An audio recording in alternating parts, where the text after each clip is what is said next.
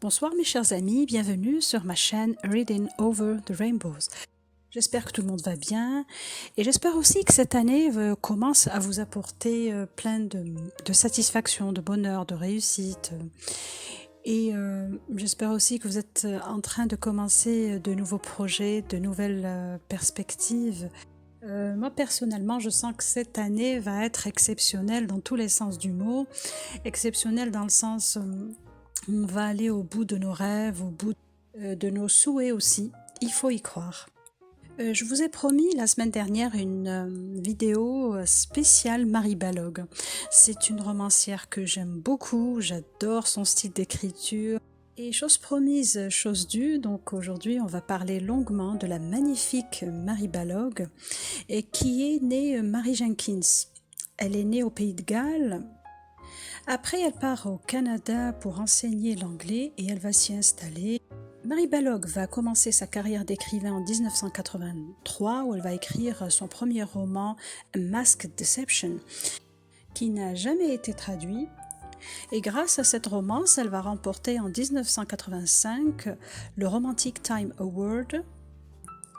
Et elle est aussi l'auteure de plus de 60 romans publiés et environ 20 nouvelles. Elle a reçu de nombreuses récompenses, dont notamment le Romantic Times Career Achievement Award pour la catégorie Histoire courte en Régence en 93. Et elle apparaît régulièrement sur la liste des best-sellers du New York Times.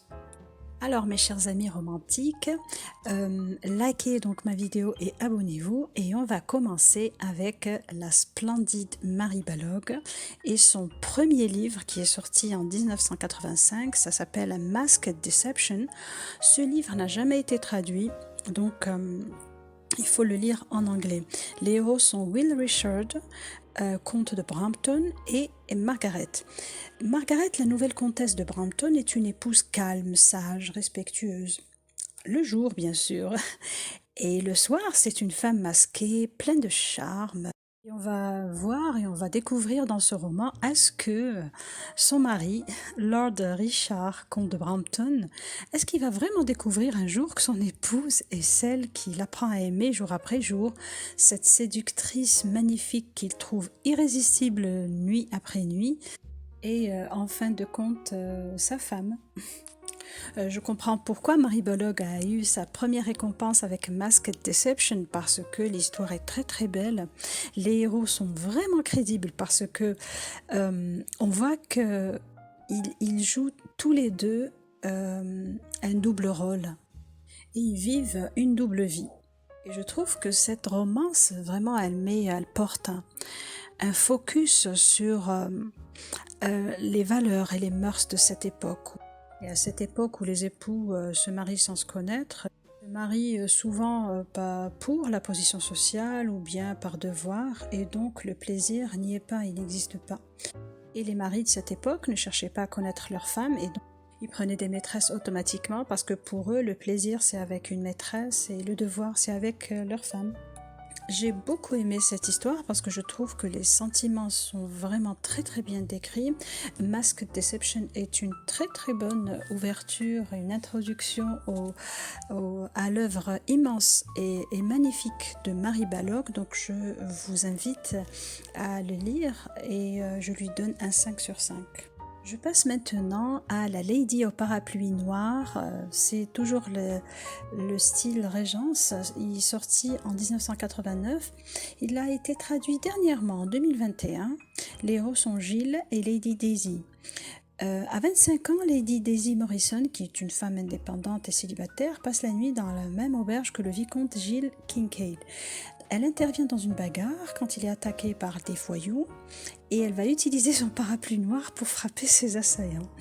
Et elle ne va pas s'arrêter là. Avant son départ, elle va payer même ses dettes de jeu et la jeune fille avec laquelle il a passé la nuit. Donc il va se retrouver humilié par cette femme, mais Daisy pense que Gilles lui est reconnaissant et qu'il est ravi de sa bonne action.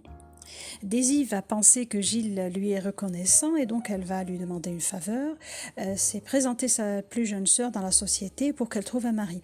Il va accepter à contre-cœur et va présenter Daisy et sa sœur pendant la saison à Londres et il constate alors qu'il est attiré par Daisy qui vraiment l'exaspère. Il faut dire qu'elle est différente des autres et qu'elle n'agit pas comme elle.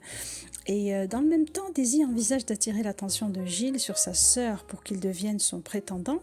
Mais plus ils passent du temps ensemble et moins elle peut nier l'attirance physique qui existe entre eux.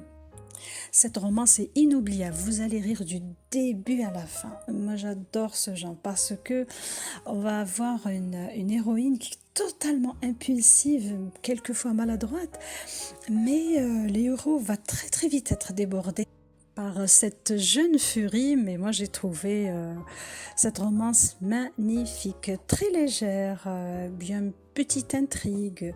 Je vous conseille de le lire parce que vous allez passer un très bon moment de lecture sans prise de tête. La seule chose que vous allez regretter peut-être, c'est que ce soit assez court comme romance. Je vous conseille donc vivement de lire La Lady au parapluie noir et je lui donne un 5 sur 5. Je passe maintenant à La Perle cachée ou bien The Secret Pearl qui est sortie en 1991 mais traduite en 2018 seulement. Les héros sont Adam et Isabella. Cette romance est parmi les meilleures de Mary Balogh et parmi mes meilleures romances de tous les temps. Alors c'est l'histoire de Fleur Baracho qui est harcelée par son tuteur et donc elle préfère plonger dans les bas-fonds de Londres pour lui échapper et c'est là qu'elle est affamée, seule et perdue et en échange d'un repas et de quelques pièces, elle s'offre un soir à un inconnu défiguré par une horrible cicatrice. Mais la chance lui sourit enfin quand elle est engagée comme gouvernante pour s'occuper de la fille du duc de Ridgeway. Quelle n'est pas sa stupeur de reconnaître sous les traits de son employeur le sinistre balafré qui a pris sa virginité. Donc c'est un homme énigmatique, torturé et qui l'effraie autant qu'il la fascine. Je crois que c'est mon premier livre, le premier livre que j'ai lu de Mary Balogh, mais il y a longtemps, je l'ai lu et je l'ai relu à plusieurs reprises. Et il est juste magnifique, extraordinaire, très émouvant. Ce que j'ai aimé dans cette romance, c'est que les héros sont vraiment charismatiques. Et c'est là où on voit que Mary Balogh a commencé à se bonifier dans le sens, dans le slow burn, c'est-à-dire l'histoire démarre vraiment par un truc extraordinaire, mais après ça va se construire au fur et à mesure.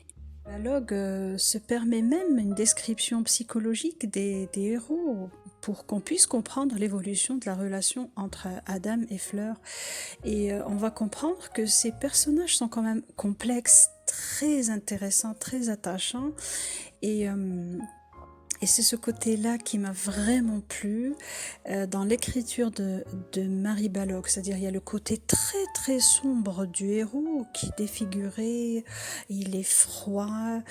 Et on va vraiment être choqué par l'acte initial. On va être choqué, frustré, déçu peut-être, mais après, l'histoire est d'une beauté époustouflante. Je vous conseille vivement de lire La Perle cachée de Mary Balogh et je vais aller jusqu'à lui donner un 6 sur 6 parce que il faut pas le rater, c'est tout.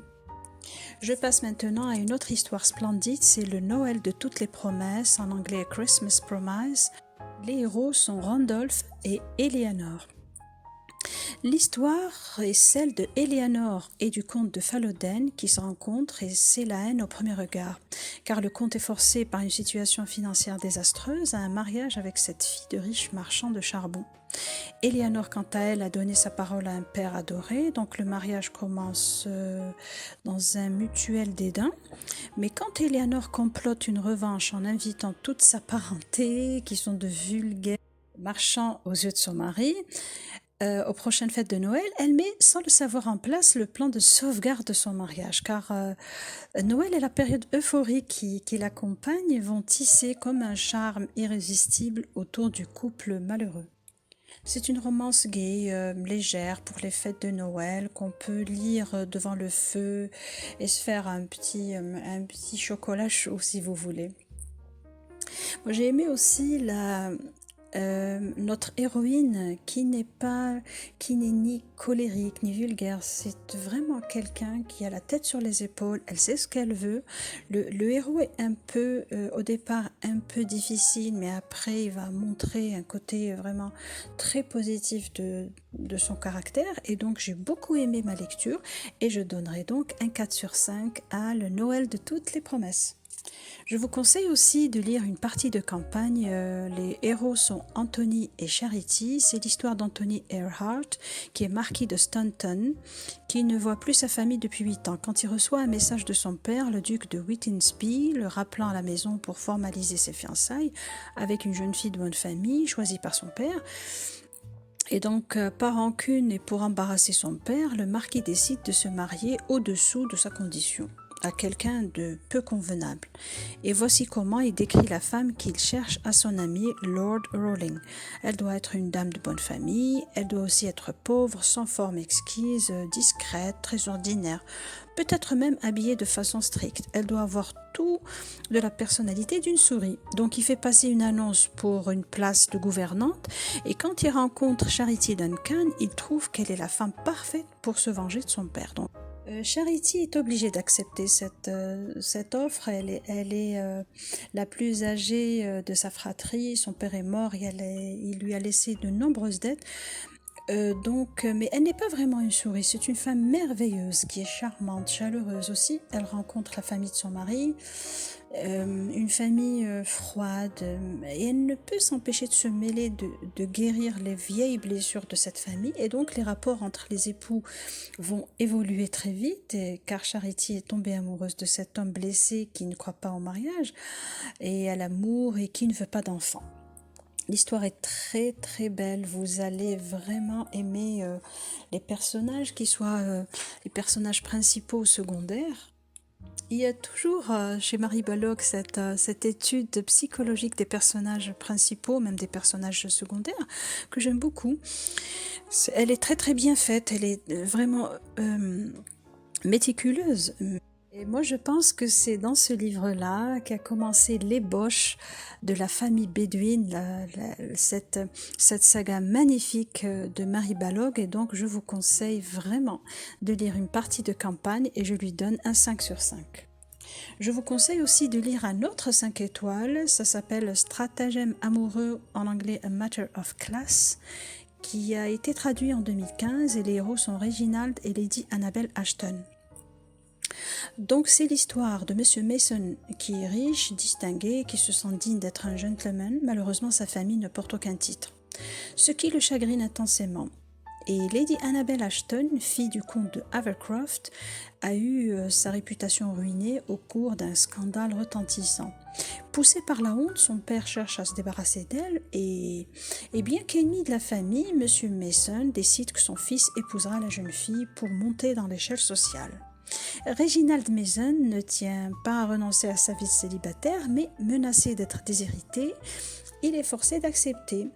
Et donc, il est maussade, il est amer, et donc le couple va commencer une vie commune mêlée de sombres secrets, de mensonges, et on va voir s'il va y avoir vraiment un espoir d'avenir pour ce couple. Là, vous allez lire un Mary Balogh qui a été écrit un peu comme un livre policier à la Agatha Christie, mais juste très très bien écrit, très bien ficelé. La trame est très très belle, l'histoire est magnifique, je vous conseille de le lire.